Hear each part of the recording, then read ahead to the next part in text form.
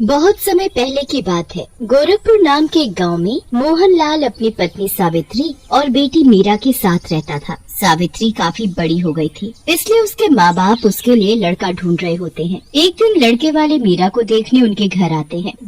हमें तो लड़की पसंद है मनीष की माँ। अगर तुम्हें मीरा से कुछ पूछना है तो अभी पूछ लो।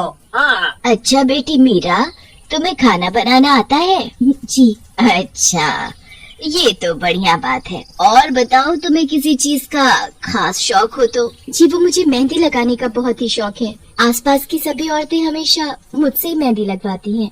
अरे, मेहंदी लगाने और लगवाने का तो इसे बचपन से ही शौक है। जब मैं अपनी मेहंदी लगवाती थी तो ये पहले अपने हाथ आगे कर देती थी कि माँ मुझे भी मेहंदी लगानी है। मनीष और मीरा का रिश्ता पक्का हो जाता है और जल्द ही मीरा की मेहंदी की रात भी आ जाती है। अरे लड़कियों, तुम क्या यहाँ बैठी हंसी मजाक कर रही हो? बहुत काम पड़े हैं, पहले उनको कर लो और फिर मीरा के हाथों में मेहंदी भी तो लगनी है। आज तो मेरा दिन है। माँ, मैं पहले ही बोल देती हूँ कि पूरे हाथ भर भर कर मेहंदी लगवाऊंगी। अरे हाँ बेटी, तेरा जो मन हो तू वो कर। आखिर कल तेरी शादी है, फिर तू चली जाएगी हमें छोड़कर। माँ, अब रोना मत। ठीक है बेटी, नहीं रो रही, बस। रात हो जाती है। मीरा अपने हाथों में बड़ी ही सुंदर मेहंदी लगाती है। मीरा मेहंदी से भरे भरे हाथों को देखकर बड़ी ही खुश होती है। मीरा और मनीष की शादी को 2 साल हो जाते हैं और उसका एक प्यारा सा बेटा होता है। सब बहुत खुशी से रह रहे होते हैं, पर एक दिन मनीष को काम से बाहर जाना पड़ता है और एक्सीडेंट में उसकी मौत हो जाती है। मीरा को इस बात का इतना सदमा लगता है कि वो तो पागल सी हो जाती है,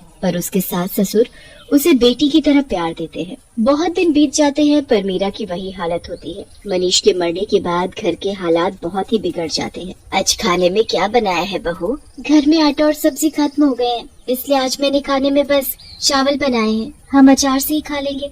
मनीष के जाने के बाद तो सब कुछ बदल गया है। वो था तो किसी चीज की कमी नहीं थी। तुम्हारे ससुर जी को भी कोई इस उम्र में काम पर नहीं रखता। समझ नहीं आता कि आगे क्या होगा। अब तो सारे जमा किए हुए पैसे भी खत्म होने वाले हैं। अगर आप बुरा न माने तो मेरे पास एक उपाय है। हाँ बहू, बोलो ना, क्या उपाय है? आपको तो पता ही है कि मुझे मेहंदी लगाने का कितना शौक है। मैं तो अब कभी अपनी मेहंदी नहीं लगा सकती, पर दूसरों को लगाकर पैसे तो कमा सकती हूँ। पर लोग क्या बोलेंगे? माँ, हमारे घर में खाने को नहीं है तो क्या लोग दे जाएंगे? बताओ। नहीं ना, हमें अपने बारे में खुद ही सोचना होगा। तुम्हें जो ठीक लगे तुम वो करो, हम तुम्हारे साथ हैं। हमारी जो पास में दुकान खाली पड़ी है, तुम वहाँ अपना काम शुरू कर सकती हो। उसमें कोई किराएदार तो आ नहीं रहा वैसे भी। ठीक है माँ। अगले ही दिन मीरा दुकान के बाहर एक बोर्ड लगा देती है। यहाँ मेहंदी लगाई जाती है और वहाँ मेहंदी की कीप लेकर बैठ जाती है। आते जाते काफी औरतों की नजर उस बोर्ड पर पड़ती है। अरे वाह, मीरा ने तो मेहंदी लगाने का काम शुरू कर दिया। मैंने इसके बारे में बहुत सुना है कि ये बहुत सुंदर मेहंदी लगाती है। करवा चौथ आने वाला है, मैं तो इसी से मेहंदी लगवाऊंगी। ऐसी बात है तो मैं भी इसी से ही मेहंदी लगवाऊंगी। काफी औरतें मीरा से मेहंदी लगवाने आने लगती हैं।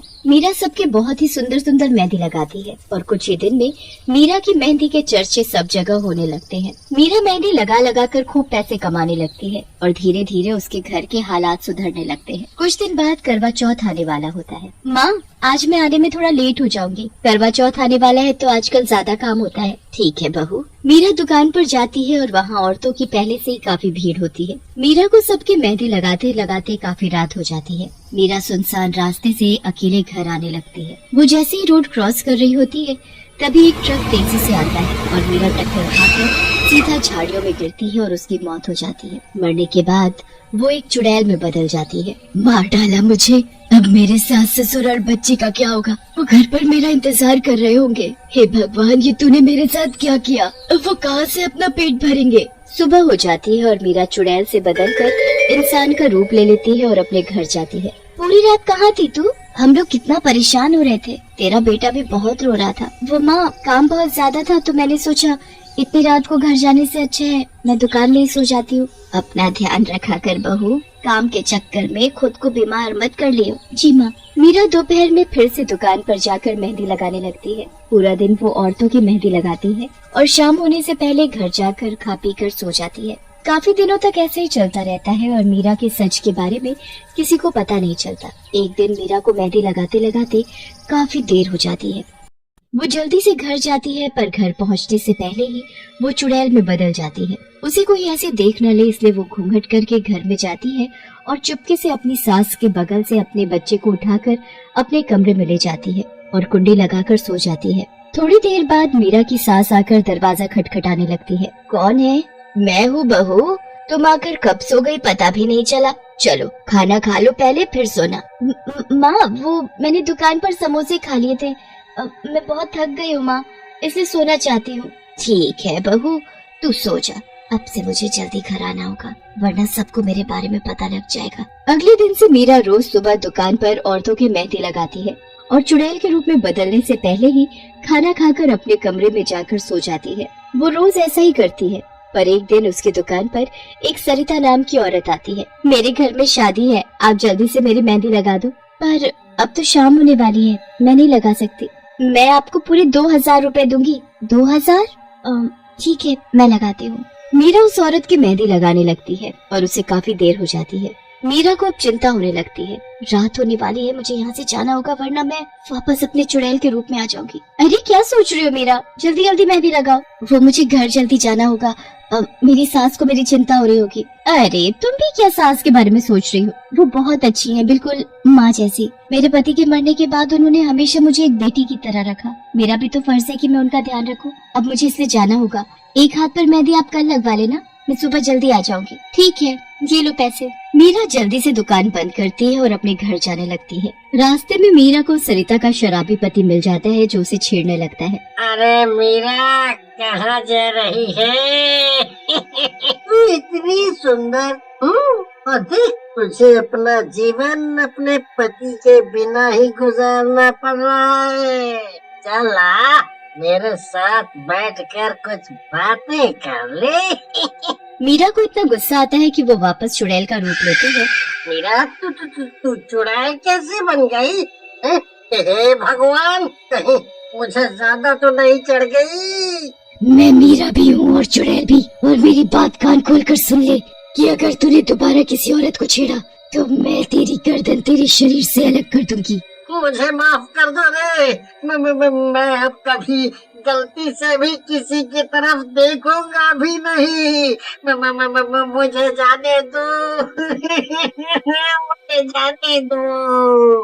वो शराबी आदमी मीरा को चुड़ैल के रूप में देखकर बुरी तरह डर जाता है और सीधा घर जाकर अपनी बीवी को सारी बात बताता है। लगता है तुमने आज ज्यादा पी ली है, तभी ऐसी बातें कर रहे हो। मैं अभी उससे मेहंदी लगवा कर आ रही हूँ और उसे देर हो रही थी, इसलिए उसने मेरे एक हाथ पर ही मेहंदी लगाई। वो बोल रही थी कल आकर दूसरा हाथ लगवा लेना। अरे सरिता, मैं झूठ नहीं बोल रहा, तुम्हारी कसम। वो मीरा एक चुड़ैल है, चुड़ैल।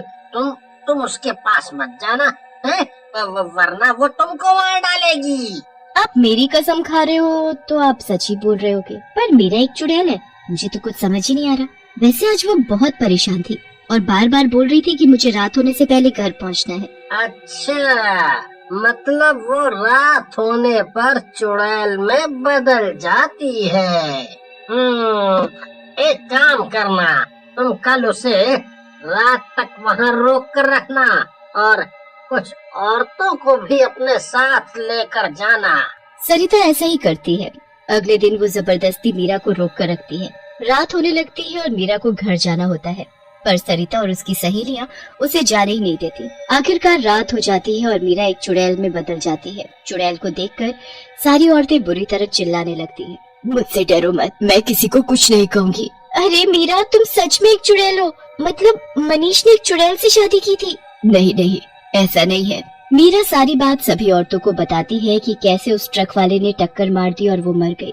उसके बाद वो अपने सास ससुर और बच्चे के लिए औरतों को मेहंदी लगाती है ताकि उनका पेट भर सके। आज के जमाने में तुम्हारी जैसी बहू भी होती है, कभी देखा नहीं था, जो मरने के बाद भी उनके लिए ये सब कर रही है। उन्होंने मुझे कभी अकेला महसूस नहीं होने दिया। मनीष के बाद बस मैं ही तो हूँ जो उनका ध्यान रख सके। मैं बस तुम सबसे इतना चाहती हूँ कि इसके बारे में उनको कभी पता न चल पाए कि मैं मर चुकी हूँ, वरना वो ये सदमा बर्दाश्त नहीं कर पाएंगे। नहीं, हम ऐसा नहीं करेंगे। मीरा मर चुकी है, इसके बारे में कोई भी उसके ससुराल वालों को नहीं पता था और मीरा ऐसे ही मेहंदी लगा लगा कर अपना घर चलाती रहती है।